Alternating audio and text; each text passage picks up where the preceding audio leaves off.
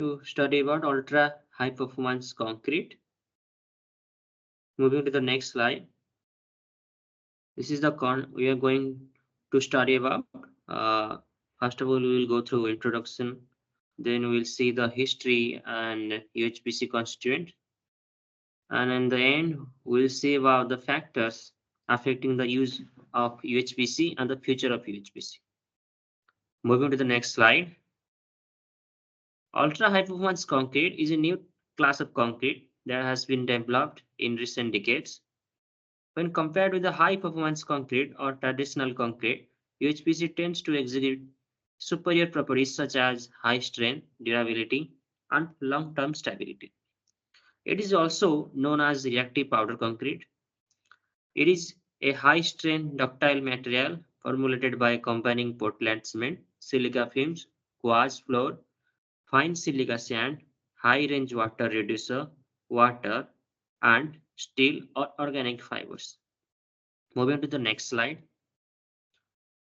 In the year 1970 to 90s, high-strength concrete was developed, which had lower water-cement ratio, which is enabled by water reducing admixture, commercialization of silica fumes.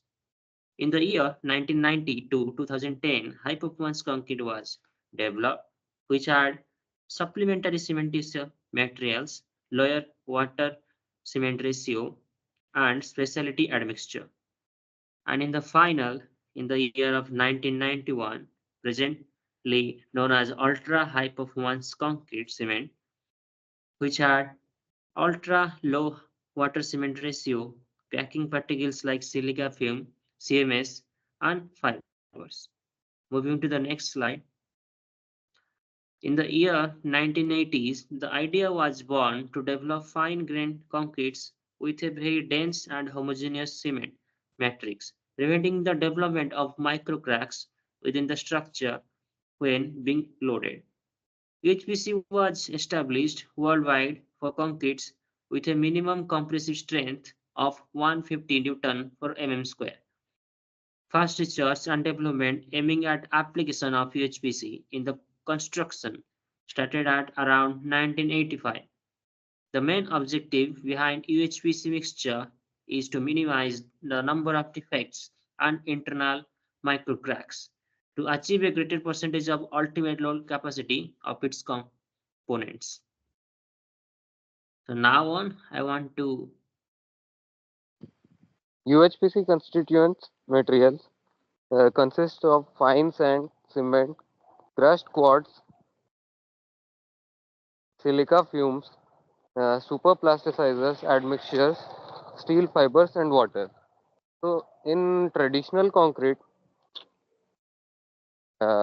we don't use silica. So, in traditional concrete, as we can see, we use fine sand, cement, crushed quartz, etc. But in UHPC, we use extra materials like superplasticizers, admixtures, steel fibers, which give it extra strength, and because of that, it has a strength of 150 m square, mm square. Next slide. So, as we can see, silica fumes is also a constituent. So, it adds the property as it adds more cohesive property, which then leads to little or no bleeding. And that also results in less segregation, which leads in no bleeding in water channels, no waiting for bleeding to finish. And it is more efficient shot treating, results in more durable concrete and more efficient finishing. So in this we can see in this graph, we can see that in conventional concrete, there is only one point of failure, but in UHPC, we can see there are multiple crackings. So we can consider these multiple crackings as some sort of signals which we get that this UHPC materials are at their limit and they may break after some point. But there are multiple cracks.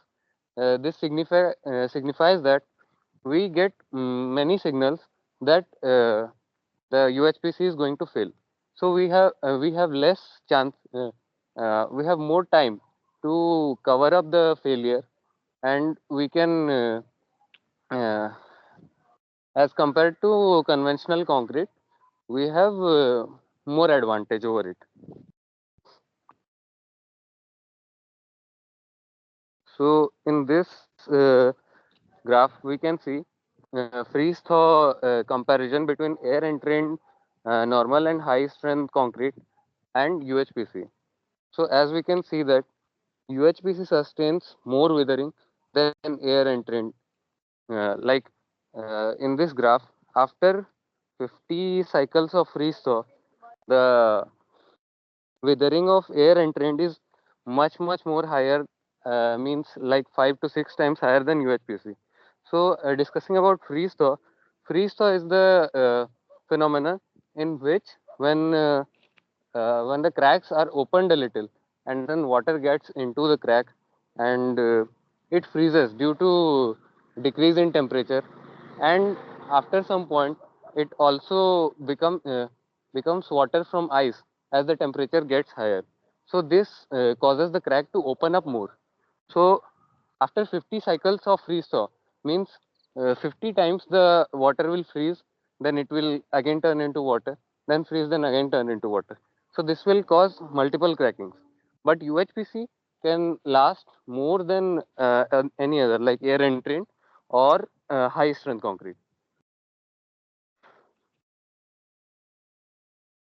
In this comparison chart, we can see that normal concrete and high performance concrete and UHPC with the penetration depth. Like when there is chloride corrosion of concrete, there is very less penetration in case of UHPC as compared to normal concrete and high performance concrete. Next slide.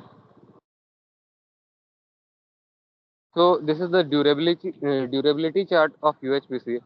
In this, also we can see that uh, other factors are also less for UHPC, as chloride ion penetration, chloride diffusion, and other things. Next, please. So these are the mixing technology of UHPC. In conventional mixture types can be used to produce UHPC in laboratory or in precast concrete plants like compulsory mixture, ring mixture, and R intensive mixture with vacuum periphery. The following requirements are placed on the mixture for UHPC production. These are specially for UHPC. So short mixing duration is required. Homogeneous blending of small quantities of additive and admixtures like steel fibers and admixtures and superplasticizers. The homogenization requires to be done. Uh, and then homogenization of materials with different density. So the next we see the time required for uh, making of UHPC in the compulsory mixture.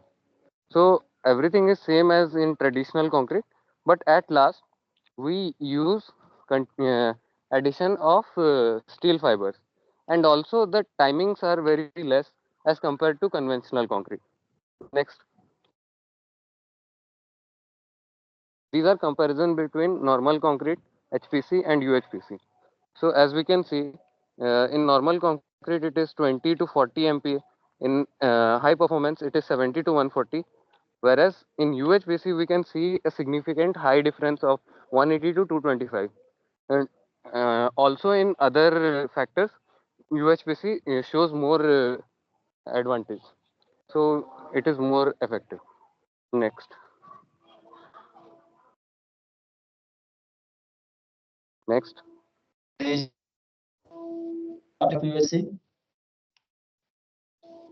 next is Is the application of UHPC?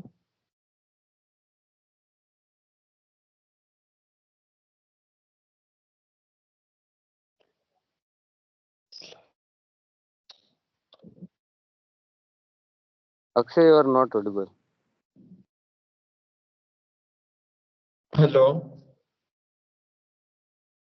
Yes, Akshay, you are audible. Hello. But the slide is not showing the application of UHPC, I think. It is showing application of UHPC. You can continue with it. Okay. The application of UHPC are the concrete repair and offshore structure, like with the structure which is made in underwater construction and the highway bridges and sensitive security sensitive building like prison, jails, booms, and structure that need disaster management area and industrial area. And currently we have a new application of USPC concrete gate. And the next slide, these are the UHPC structure, which is so beautiful. And the example is Milaya Viaduct toll gate, which is in France, and Sionio footbridge, which is in South Africa. These are so beautiful structure of UHPC. By UHPC, we made so beautiful structure. Factor affecting a broader use of UHPC. These are the factor which is affect broader use of UHPC. The first is lack of design codes for UHPC. There is no IS code in India for the design of UHPC, so we have a many problem to design UHPC structure. And the next is risk perception and lack of familiarity with UHPC.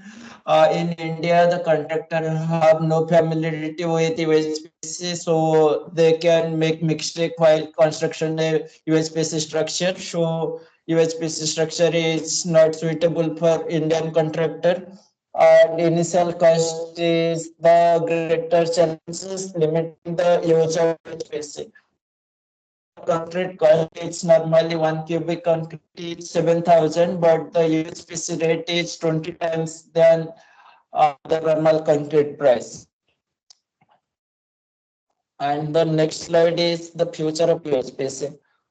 Nowadays, the normal concrete strength is 45 ampere, 50 ampere, 60 ampere maximum, but the UHPC strength is above 100. But after 20 years, we can make the concrete strength to 200 to 500 MPa. And for this, we need some artificial aggregate.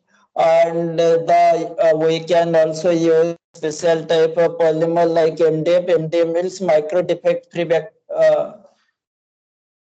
and the next slide is benefit of UHPC. These are some benefits of UHPC. Properties of UHPC allowed it to meet unique property project construction.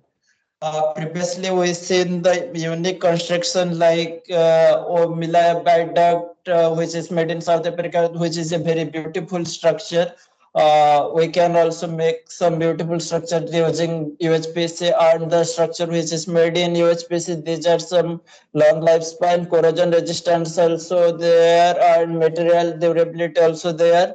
And these are more strength compared to normal concrete and reduced weight. These are also reduced in mean to less weight compared to normal concrete. Start development lengths also and self consolidating means the normal concrete is not self consolidating but it's self consolidating and complex shape and we make complex shape by using shape and surface texture. Also, we make surface texture by using which and these are the reference which we got this PPT, make this PPT. And thank you.